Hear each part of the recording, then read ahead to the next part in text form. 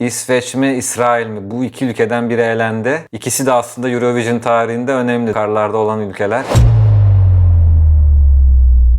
Arkadaşlar hepinize merhaba. Sonunda finalistleri bugün belirliyoruz. Verdiğiniz oylardan dolayı kimler finale kaldı onlara bakacağız. Hiçbir şey söylemeden önce şunu söyleyeceğim. Özgün Çizintepe arkadaşımıza çok teşekkür ediyorum. İnanılmaz bir site hazırladı hakikaten bize. Şimdi çok keyifli şekilde finalistleri göreceğiz. Sistem şöyle ilerleyecek. Finale kalanların puanlarını göremeyeceksiniz tabii. Çünkü finale heyecanlı kalalım diye. Kim ne kadar oy aldı onları göremeyeceksiniz. Finalin heyecanı azalmasın diye. Ancak elenenleri göreceksiniz. Şöyle ilerleyecek sistem. A grubu ve B grubu için ayrı ayrı. Bir finale kalanı göreceksiniz, bir eleneni göreceksiniz. Çok keyifli bir site. Herhalde en çok keyif aldığım oylamalardan biri olacak bu. Çünkü site hakikaten teşvik ediyor.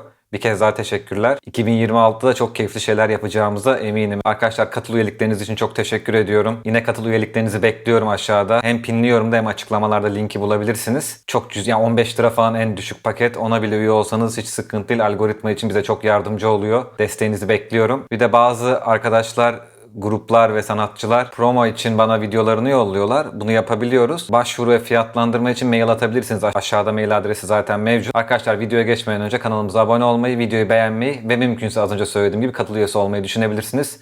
Hadi bakalım, heyecanlı. Arkadaşlar biliyorsunuz Hollanda zaten 2019'da birinci olduğu için direkt finalist. O zaten burada çok güzel şekilde belirtilmiş. Başlıyoruz. A grubundayız gördüğünüz gibi. Bakalım kim geliyor.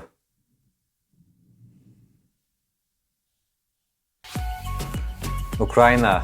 Bunu zaten seviyordunuz, biliyordum. Ben de Eurovision şarkısı olduğunu düşünmüştüm. Vokal bir tuhaf gelse de ilk başta. Sonradan tamamdır demiştim. Eurovision'a uygun yani. O etnik tarafı da var. Modern bir yürüyüşü de var. O yüzden finalde olmasını zaten bekliyorduk. İlk finalistimiz Ukrayna oldu. Finalde bakalım nerede olacak. Tabi aynı zamanda biliyorsunuz, yani söylememe gerek yok. Final oylamamızın linki de aşağıda. Bu şekilde ona basarak da şimdiden katılımcı olun. Bir iki hafta böyle ara vereceğiz ki katılım iyice artsın. Biliyorsunuz jüri de olacak. Bizim oylarımız da olacak. Oy vermeyi unutmayın yani. Bakalım kim elendi. Sıradakine geçiyorum. Heyecanlı, güzel. İspanya elendi. Ama ben demiştim, hatırlıyor musunuz? Yani İspanya önceki katılımlar gibi değil. Yani bir Eurovision şarkısı gibi akılda kalıcı bir şey, hukuk yok. Öyle olduğu zaman da çok işi olmuyor. Kötü mü? Hayır, gayet güzel sanat eden bir parça ama elenmesini anlayabiliyorum. Zaten yorumlarda da önceki videolarda, yarı final videolarında anlamıştım, tahmin etmiştim. Geliyor. Bakalım kim kaldı? Almanya. Evet, ben zaten olumlu bir görüş bildirmiştim Almanya için. Keyifliydi. Dans, funk, biraz böyle şey de var. Daft Punk tarafı da var. Akılda kalıcı bir melodi. Finalde olmasını zaten bekliyordum. Sizin de seçiminiz bu şekilde olmuş. Kuzey Makedonya elendi. Evet, yani kötü bir parça değil bu bence. Akılda kalıcı bir tarafı da vardı. Ama şey diyemiyorum. Elenmesini anlayabiliyorum. Belki hani hakikaten yarı final olsaydı o sahnede falan olabilir miydi? Hani finale kalabilir miydi bilmiyorum ama anlayabilirim. Litvanya. Evet, bunu zaten, ya bu parça akılda kalıcıydı. Benim yani güzel bir cool tarafı var kesinlikle. Sadece şu arkada yürüyen melodi, yani parçanın formuyla ilgili benim bazı tereddütlerim vardı. Ama sizin tarafınızdan finale kalması hoşuma gitti. Bu arada ben de söyleyeyim. Ben de finalde olması konusunda oy vermiştim zaten bu parçaya. The Roof on Fire finalde yani.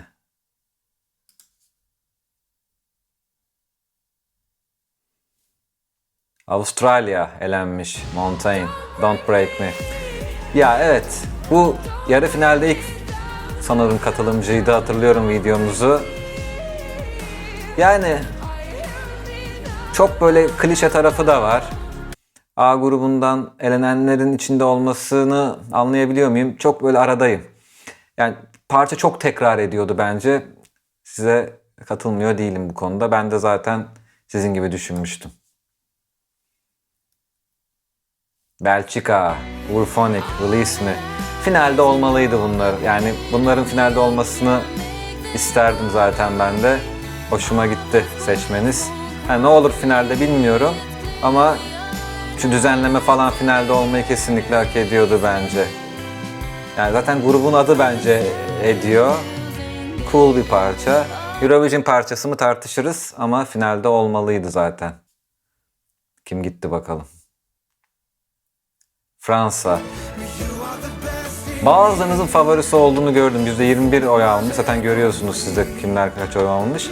Ama şöyle baktığınız zaman elenenler arasında en az oyu alan şu an. Yani İspanya %31 oy alarak mesela A grubunda elenmiş. Aynı şekilde Kuzey Makedonya da öyle. Avustralya daha da fazla almış. %21 ile eleniyor. Ya kötü bir parça değil, radyoda çalar falan, fena değil diyebileceğiniz bir parça olduğunu düşünüyorum ama Eurovision'a kim geliyor finale? Azerbaycan. Evet, zaten ben direkt demiştim Eurovision parçası. Bu parça finalde de çok iş yapacak gibi gözüküyor. Ya şu melodi zaten ya Eurovision ötesi bir melodi bence. Direkt. Akılda kalıcı tarafı, böyle bir kuvvetli meydan okuyan bir melodi, seversiniz. Sevindim. Kleopatra efendi. Kim gitti, kim gitti? Hırvatistan gitti, %13. En az oy alan olmuş şu ana kadar. Gördüğünüz gibi 19. zaten 20 ülkede. Evet, güzel söylüyordu. Hep demiştim. Şu model interchange'ler falan güzel hareketler de var ama seyirciyi alamayacağını tahmin etmiştim. Kim geliyor, kim geliyor, kim geliyor? Norveç. Attention. Cool parçaydı bu da. Güzel bir vokaldi. Bu Eurovision tayfaya dokunabilecek bir parçaydı. O damar eksikliğini, damar parça eksikliğini bu gideriyordu. Sizin ilginizi çekebileceğini zaten ben de düşünmüştüm. Finalde göreceğiz Attention'ı. Norveç. İrlanda gitmiş %24 oyla. Bence güzel parçaydı bu. Ama Eurovision'da çok karşılık bulmayabiliyor bu tarzın. Yani bu da aslında catchy bir parça, şuraları falan ama duygusallık tarafı biraz yoksun. O Eurovision'da önemli bir taraf. Bir de çok böyle Amerikan pop sound'u. O yüzden anlayabiliyorum. Ama ben finalde olabileceğini düşünüyordum açıkçası. Kim geldi, kim geldi? Malta, Destiny, All of My Love. Evet. Bu da aslında bir radyo track benim kulağımda. Ama vokal çok iyiydi. Yani duyduğum vokal, söylemiştim size de etkilendiğimi. Finalde olması çok okey yani. Ona bir şey diyemiyorum. Slovenya gitmiş. Ana Soklic, Voda. Evet, güzel bir vokaldi kesinlikle. Eurovision'a da çok uymuyor diyemeyeceğim. %20 oy almış ama çok da hani elenenler arasında da yukarılarda diyemiyoruz. Ortalarda gibi kalmış. Anlayabiliyorum. Ama iyi bir vokal olduğunu söyleyelim. Rusya tabii ki. Little Big Uno. Finalde olacağını biliyorduk. Hatta finalde de favorilerden biri olabilir mi bilmiyorum. Öyle bir şeyi var sizin yorumlardan anladığım kadarıyla. Eurovision'a çok uygun bir parça, söylememe gerek yok herhalde. Benim tarzım değil. Bunu zaten biliyorsunuz. Bakalım finalde neler yapacak. Evet. Güney Kıbrıs gitmiş. Hem de düşük bir oy alarak gitmiş. Evet ama yani Güney Kıbrıs'ın bu fazla dans club olayı her parça böyle neredeyse oluyor. Ya öyle kalmış aklımda. Akılda kalıcı bir şey yoktu. Çok elektronik bir altyapı. O yüzden anlayabiliyorum, gittiğine üzülmedim. Bakalım 4 ülke kaldı. Romanya. Alkooluyu. Evet, zaten yorumlarda bahsedilmişti. Seveniniz çok var. Bu da Eurovision'un o dramatik şarkı tarafını kapatıyor bence. O yüzden olmasını bekliyorduk. Şimdi 3 ülke kaldı. Bakalım Belarus mu, İsrail mi, İsveç mi finale kaldı? Yani İsveç finale kalmıyorsa çok enteresan olur. Bakalım bu 3 ülkeden hangileri finale kalacak?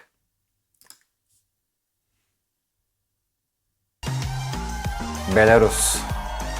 elendi. Çok tahmin edebiliriz zaten bunu, değil mi? Yani çok jingle jingle bir parça bence bu. İsveç mi, İsrail mi? Bu iki ülkeden biri elendi. İkisi de aslında Eurovision tarihinde önemli, değil mi? Yani hepsi hep böyle yukarılarda olan ülkeler. Bakalım kim geliyor finale? İsrail mi, İsveç mi? İsveç finalde. The Mamas Move. Ama İsveç bu işi yapıyor zaten, hep söylüyoruz. Şu parçanın formu, vokaller, aranje çok okey. Sadece bu parça özelinde Eurovision parçası olması konusunda tartışabiliriz. Eurovision parçaları daha farklı oluyor benim en azından baktığım. Ama bu vokal, bu prodüksiyonun finalde olması gayet okeydi. Dolayısıyla İsrail elenmiş oluyor bu durumda. Şöyle bir baktığımız zaman da bir parçayı hatırlayalım tabii, ama ben parçayla ilgili söylemiştim. Böyle bir etnik tarafı da vardı bir yerde. Ama yani İsrail'le çok bağdaşan bir müzik değil bence. İsrail şimdi genelde kuvvetli parçalar yolluyor. Şöyle baktığım zaman da %33 oy almış. %34'e yakın, 915 puan. Aslında az daha finale kalabiliyormuş. 12. sırada kalmış. Şöyle bir A grubuna bakalım isterseniz hemen. Zaten katılan ülkeleri görüyorsunuz ama en direkten dönen Avustralya olmuş. 1100 puan üstünde almış ama finalde göremeyeceğiz bu ülkeyi, gördüğünüz gibi. En düşük oy alanlardan biri, şöyle baktığım zaman 261 puanla Belarus zaten sonuncu olmuş. Sonra Hırvatistan geliyor. Fransa bekliyorduk zaten. İspanya biraz yakınmış. İrlanda gitti konuştuğumuz gibi. Kuzey Makedonya yakınlardan biriymiş. Finalde olabilir gibi yarışmış. Ama şöyle baktığımız zaman zaten bu ülkelerin finalde olmasına gayet okeyim ben. Seçiminizi bu şekilde yaptınız. Bu ülkeler bakalım finalde ne yapacak. Şimdi ne yapıyoruz? B grubuna geçiyoruz. Bu arada aşırı keyif alıyorum. Yani Özgün'ün şu yaptığı site, ya Eurovision yapsa bunu, official böyle bir şey, bu olurdu. Eline sağlık tekrar. Çok keyif alıyor. Bu arada tabii şeyi de söylemek lazım. A grubunda 645 oy kullanılmış toplam. B grubunda 453. Biz bu kadar emek veriyoruz arkadaşlar. Sizden de istediğim daha çok katılın. Çünkü bayağı bir Eurovision takipçisi var. Bu kanalın da var. Türkiye genelinde de Eurovision tayfa var. Ya bizim gibi bu işi yapan var mı? Ben kendi özelimde demiyorum. Biz derken yani bu işi takip eden, benim kanalıma abone olan, subscribe edenleri söylüyorum. Daha fazla kişiye ulaştırmalıyız şunu. Ya ben tek başıma yapmıyorum bunu, emek derken. Ben videomu çekiyorum ama Özgün'ün bu yaptığı işler falan ve siz de bu işi bu kadar seviyorsunuz. Biz bunları yapmaya devam edeceğiz. Aklımızda çok güzel şeyler var. Sizden istediğim daha çok kişiye ulaştırın. Yani şurada 600-500 kişi falan az değil tabii. Ama bu 1000 üstü olmalı diye ben öyle düşünüyorum. Çünkü bu çok keyifli bu şekilde. Lütfen yayılmasına yardımcı olun. Etrafınıza Eurovision sevenleri bu işe getirin. Ben de Eurovision seven değildim, takip eden biri. Siz istediniz diye yaptım. Ben de şu an keyif alıyorum. O yüzden etrafında sevebilecek kişileri de lütfen söyleyin. Oylara daha çok katılım bekliyorum açıkçası. Şu finalde bu işi uçuralım. Yani finalde 1000 kişinin üstüne çıkalım diye sizden bir ricam var. Yoksa çok da anlamı kalmıyor. Yani burada kendimizi eğlendiriyoruz gibi. Tabii ki keyif alıyoruz da daha çok kişiye ulaşmalı bence bu yapılan iş diye düşünüyorum naçizane. Devam edelim. B grubundayız. Bakalım ne oluyoruz? Kim geliyor? Burası daha farklı bir yer. Daha güçlü ülkeler var açıkçası. Stefania geldi, Yunanistan, Supergirl. Bunun için de aynısını söylemişim. Tam Eurovision parçası bence. Fazla böyle gençlik konusu öyle. Mean Girls tarzı bir filmden çıkmış gibi ama daha böyle doğuya doğru olan versiyonu, ama Yunanistan'ın olacağını düşünüyordum zaten. Bakalım kim gitti. Polonya gitti, hem de iyi oy almış ha. Yani son anda elenen ülke. 1026 puan. Şu armoni aslında güzeldi. Cool bir parçaydı. %49 oy almış aslında baktığınız zaman. Hiç fena değil. Finalde olabilir miydi? Olabilirdi ama bu B grubunda da gerçekten çok güçlü ülkeler var. Yani o yüzden çok bir şey diyemiyorum. Kim geldi, kim geldi? Finalde kimi göreceğiz? İkinci ülke Ermenistan. Athena Change On You. Evet, bu da cool. Yani şöyle söyleyeyim, bu yeni nesil o şeyi de var. O trap tarzı. Yani genç Eurovision'ları da alabileceğini düşündüğüm bir parça. Anlayabiliyorum finalde olmasını. Zaten o şekilde de görüş bildirmiştim ben de. Moldova gitti. Prison parçası. Evet. Bak aslında şu parça finalde olabilecek bir parça düşündüğünüz zaman. Ama yanlış torbaya denk geldi diye düşünüyorum. Herhalde bilmiyorum. Yani gerçi çok da oy alamamış. %31 yani mesela bir Polonya'ya göre yarısını almış ama A torbasında olsa finali daha zorlardı diye düşünüyorum. Bakalım. Kim geliyor? Üçüncü finalistimiz ne bu gruptan? Bulgaristan. Zaten seveniniz epey var. Yorumlarda görüyorum. Victoria Tears Getting Sober. Evet yani bu parça yine duygusal ama daha dramatik taraftan değil, daha romantik taraftan şu Strix'ler falan finalde olmasını beklediğimiz ülkelerden biriydi zaten. Yorumlardan öyle anlamıştım. Kim gitti bakalım. Estonya gitmiş. Evet. Şey söylemiştim hatırlarsınız. Şu melodi pa pa pa pa pa pa pa pa pa. Ya şu vokal melodisi phrase olarak diyorum. Cümle olarak melodi yani phrase olarak. Yani çok akılda kalıcı değil. Yani sizi çok şey yapmaz. Tutmazdı. Zaten 19. olmuş. Sadece 203 puan %11. Siz de görüyorsunuz zaten. Bakalım dördüncü ülkemiz kim? Sırbistan. Hasta la vista. Zaten bayılanınız var çok görüyorum. Ama şu tam Eurovision değil mi zaten? Yani direkt o Avrupa tayfayı da alabilecek bir parça. Bizimkiler de sever. Bizim Eurovision Türkiye ekibinin de sevebileceği bir parça olduğunu düşünüyorum. O yüzden gayet okeydir. Finalde olması. Zaten bekliyordum bu arada. United Kingdom gitti. Ya tabii şöyle. Bu parça söylemiştim hatırlıyorsunuz. Kötü mü değil ama çok yani temiz sularda. Eurovision'da böyle Eurovision alacak bir parça şeklinde olduğunu düşünmüyordum zaten. 18. olmuş. My Last Breath gitti ama anlayabiliyorum. Yani bu parça zaten beklemiyordum açıkçası. O yüzden size diyorum hep 2025'teki United Kingdom çok daha iyiydi. O mesela bence çok da iyiydi yani parça olarak da. Ama onlar bile şey yapamıyorsa bu çok zor. Kim geliyor? 5. ülke. Evet, Arnavutluk Fall From The Sky. Bu da yine romantik tarafa oynayan bir parça. Dramatik, güzel bir sesti. Beste olarak da alabilir ama benim çok böyle kuvvetli finalist adaylarımdan biri değildi, onu da söylemeliyim. Ama parça Eurovision'cıları alabileceğini düşünüyordum. Kim gidiyor, kim eleniyor? Çekya gitti. Evet, zaten 20. olmuş, ben çok net söylemiştim bunu. Hiç Eurovision değil. Yani çok 2000'lerin ortasındaki böyle yaz şarkısı. Hem de kuvvetsizlerinden biri yani öyle söyleyeyim. Anlayabiliyorum. Sonuncu olmuş sadece 122 puan. %7.9. Kim geliyor? 6. ülke. Çok iyi vokaldi gerçekten. Yani İsviçre. Beyond Tears. Zaten siz de bayağı yorumlarda gördüm. Çok seveniniz var. Haklısınız. Parça dramatik ama aynı zamanda böyle kuvvetli yine. O keyifli bir tarafı var parçanın. Konsepte çok uygun diye düşünüyorum. Eurovision parçası normalde değil kategorisinde olabilir ama o eğlenceli Eurovision kategorisinde değil. Bu tarz parçalar seviliyor doğru vokalle buluşursa. Bu da öyle parça olmuş. Çok kuvvetli finalde biliyorum. Yani finalist şampiyon adaylarından. Letonya gitti. Samantha Tina çok normal. 12. olmuş. Yine çok iyi puan almış bence. Eurovision'a çok uygun değil diyemeyeceğim bu parçaya. Ama bu kategoride yarışan, yani bu tarz parçalar var bu sene olmuş. Bu parça yukarılarda yani finalist adayı olabilecek bir parça mıydı? Aday olabilirdi ama finale kalmayacağını düşünüyordum açıkçası. Şaşırmadım buna. Kim geliyor? Bir başka finalistimize bakalım. İtalya tabii ki. Çok seveniniz var yine biliyorum. Çok hoşunuza gidiyor bu parça. Çok katılıyorum. İtalya'nın, ben hep İtalya'ya biliyorsunuz şey gibi bakıyorum. İyi bir şey getirmeli masaya. Çünkü İtalya'nın yani hem pop müzik hem genel klasik müzikten tutun her türlü müzikte, sanatta da öyle biliyorsunuz. Çok kuvvetli bir ülke. Buraya ucuz iş yollamamalı. Bu da gayet güzel düzenleme, kuvvetli. Okey, Tayfun. Bak çıktın yine.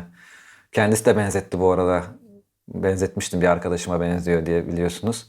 İtalya büyük şampiyonluk adaylarından biri. Portekiz gitti. Elisa. Çok iyi anlıyorum. Ya evet. Şu canlı olması da beni çok etkiledi tabii burada. Vokal çok iyi gelmedi. Detoneleri duyduğum için de. Zaten 17. olmuş. %13,5 oy almış sizden de. Anlayabiliyorum. Ya o finalde olacak bir parça değil bu. İzlanda geldi. Zaten çok seveniniz var. Bir hatırlayalım. Chromeo demiştim. Chromeo'ya benziyor. Bir arkadaşımız yorumlarda yazmış gördüm. Zaten Chromeo ile bir işbirliği mi yapmışlar? Chromeo'yu çok sevdiğini mi söylemiş? Doğru duymuşum yani. Hiç benim bilgim yok. Ama onu hissetmiştim zaten. O disco pop tarzında gayet keyifli bir parçaydı. Finalde olmasına sevindim. Çok büyük aday mıdır şampiyonluğa zannetmiyorum. İsterim, kötü değil böyle bir parçanın yukarılarda olmasını. Ama finalde olmasına sevindiğimi de söyleyeyim. Evet, kim gidiyor bakalım. Avusturya gitti. Avusturya genelde böyle yukarılarda oluyor ya da eleniyor. Benim aklımda mı öyle kalmış? Ben parçanın güzel parça olduğunu düşünüyorum bu arada. Bu funky tarafı aranje olarak da hoşuma gitmişti. Ama muhtemelen şu melodi benim hissettirdiğimi size hissettirmiyor çoğunuza. 14. olmuş. %33 çok da az bir oy değil ama tabii finalde olmamasını bu torbada olarak iyice şansını kaybetmiş aslında. Çok kuvvetli rakipleri var çünkü burada. 4 ülke kaldı bakalım.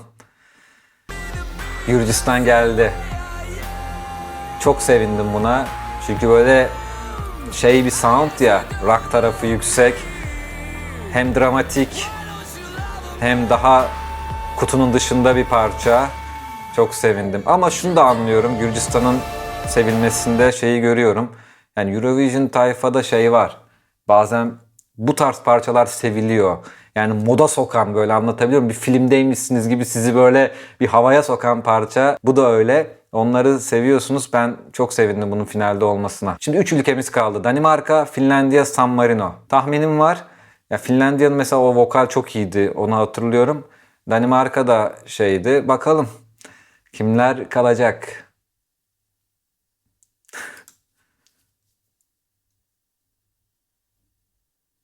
San Marino elendi.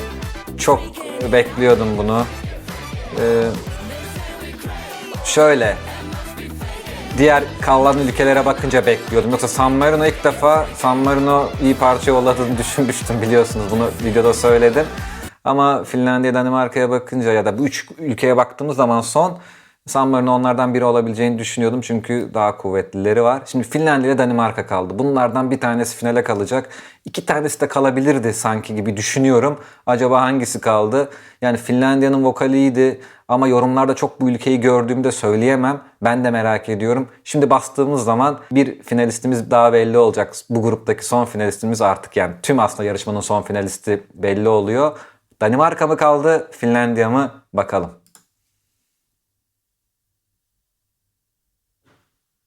Danimarka finale kalmış.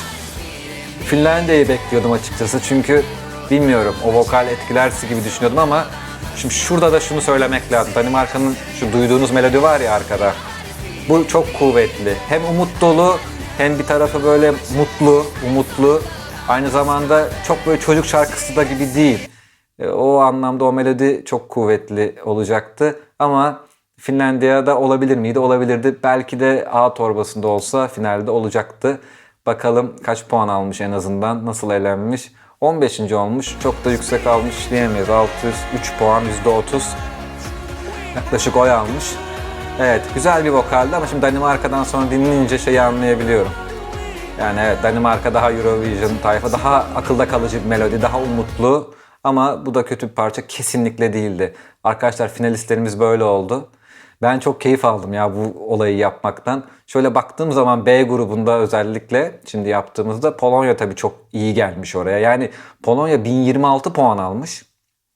11. Finale kalan 10. sıradaki ülkeyi şu an tabii burada göremiyoruz ama kaç puan aldığını muhtemelen çok yakındır.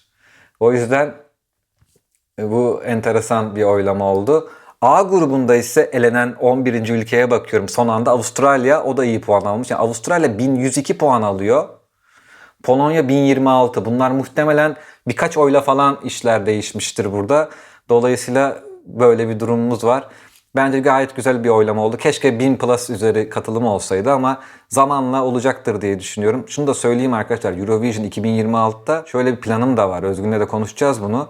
Yani ben aslında yarışmada parçalar belli olduktan sonra bir kendi oylamamızı yapalım istiyorum yarışma öncesi. Ama böyle çok da şey olmadan, daha yeni parçalar açıklandıktan sonra hemen yapalım. Çünkü ondan sonra haberler, TikTok'lar, Reel'ler, Instagram'lar, işte neyse bütün o sosyal medyadan etkilenip de oylar değişiyor ya. İlk böyle bir hafta sonu, 2 hafta sonunda bir oylama yapalım istiyorum. O betlere metlere karışmadan. Ondan sonra, aylar sonra da yarışma bittiğinde Mayıs'ta biz bakalım, kıyaslayalım neler değişmiş. Böyle bir şeyim de var. Umarım keyif alıyorsunuzdur. Biz gerçekten Özgün'le bayağı mesai harcıyoruz. O da gönüllü olarak bu işi yapıyor. Çok teşekkür ediyorum. Hem bilgili hem bu işleri çok iyi yapıyor. Hem böyle muhabbetimiz çok oturduğu için çok keyifli işler yapacağız beraber. Ona bir kez daha teşekkür ediyorum. İşlerimizi kolaylaştırdığı ve güzelleştirdiği için. Arkadaşlar umarım keyifli bir böyle yarı final sonucu olmuştur sizin için de. Bakalım finalde neler olacak. Aşağıda linke basarak lütfen oy vermeyi unutmayın. Yarı finaller bitti. Bu Grand Final için çok büyük katılım bekliyorum. Jüri de olacak bu defa. Lütfen bu linki paylaşın, bu videoyu paylaşın. Katılımcılarımız artsın ki biz de daha çok iş yapabilelim. Yani böyle 2026'da falan güzel hayaller kuruyoruz, şeyler planlıyoruz da sayımız düşerse de bunun bir anlamı kalmayacak. O zaman tabii ki başka içeriklere maalesef yönelmek zorunda kalacağım ki ben çok yapmak istiyorum bunu. Umarım siz de keyif alıyorsunuzdur ve daha çok kişinin keyif alması için bize yardımcı olursunuz. Yorumlarınızı bekliyorum. Bu sonuçlarla ilgili neler bekliyordunuz, neler olmuş? O konuda da konuşalım. Çok bilgilendirme yapıyorsunuz. Okuyorum yorumlarınızı. Ben de öğrenmiş oluyorum. Hem bu Eurovision için hem albüm sanatçılar için bilmediğim şeyleri paylaşıyorsunuz. Onları okuyarak da ben de daha çok bilgileniyorum ve daha farklı düşünmeye başlıyorum açıkçası. Umarım keyifli bir video olmuştur arkadaşlar. Videoyu bitirmeden önce kanalımıza abone olmayı, videoyu beğenmeyi ve mümkünse katıl üyesi olmayı unutmayalım. Bir başka videoda görüşürüz.